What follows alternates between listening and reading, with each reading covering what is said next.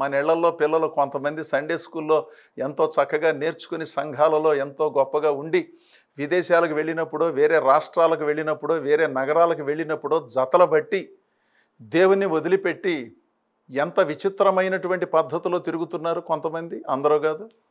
అసలు దేవుడంటే ఏమిటో, సంఘం అంటే ఏమిటో, తల్లిదండ్రులు ఏమి నేర్పించారో పట్టించుకోకుండా విస్తారమైన సొమ్ములు సంపాదిస్తూ పెద్ద పెద్ద జీతాలు తీసుకుంటూ సొమ్ములే దేవుడు అన్నట్లుగా భావించి దేవునికి ఇవ్వవలసిన సమయాన్ని ఇవ్వకుండా, దేవునికి ఇవ్వవలసినటువంటి సామర్థ్యాన్ని ఇవ్వకుండా ఎంత విచిత్రంగా బ్రతుకుతున్నారు కొంతమంది.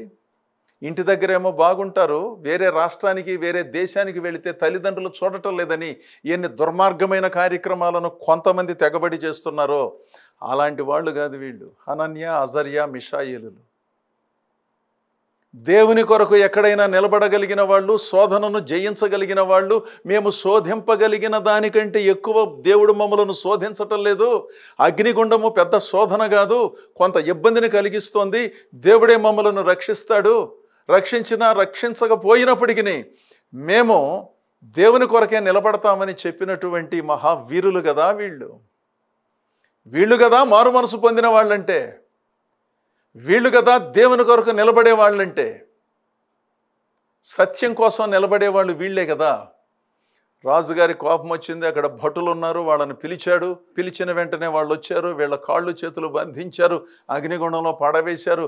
పడవేసినటువంటి భటులు మలమలం మాడి చనిపోయారు. ముగ్గురిని పడవేస్తే నలుగురుగా అగ్నిగుండములో అద్భుతంగా సంచరిస్తున్నారు. ఎంత అద్భుతం అండి! దేవుడే వాళ్ళతో సంచరిస్తూ ఉన్నాడు. చివరికి నెబుకద్నెజరే వాళ్ళను బయటకు పిలిస్తే ముగ్గురుగా వచ్చారు. మీ దేవుడు గొప్ప, మేమేదో తెలివి తక్కువ నిర్ణయాలు చేసి మిమ్మల్ని ఇబ్బంది పెట్టిన సత్యం కోసం నిలబడిన మీరే గొప్పని మరో శాసనాన్ని రాయించి, హనన్య, అజర్య, మిషాయేలులు సేవించే దేవుడే దేవుడు, ఈ దేవుని తప్ప మరెవ్వరిని సేవించటానికి వీల్లేదని ఒక శాసనాన్ని సృష్టించి ప్రకటించాడు. మనము సహింపగలిగిన దానికంటే ఎక్కువ శోధనలు రావటం లేదు, అవి మనకు సంభవించలేదు. ప్రతికూల పరిస్థితులలో దేవుని వైపు చూస్తూ ధైర్యంగా నిలబడదాం. దేవుడే మీకు స్వస్థతను, సంక్షేమాన్ని, సమాధానాన్ని, మిమ్మలను, మీ పిల్లలను గొప్ప చేస్తాడు. మీ ఉద్యోగ వ్యాపార వ్యవహారాలలో మిమ్మల్ని ఆదుకుని అద్భుతంగా నడిపిస్తాడు.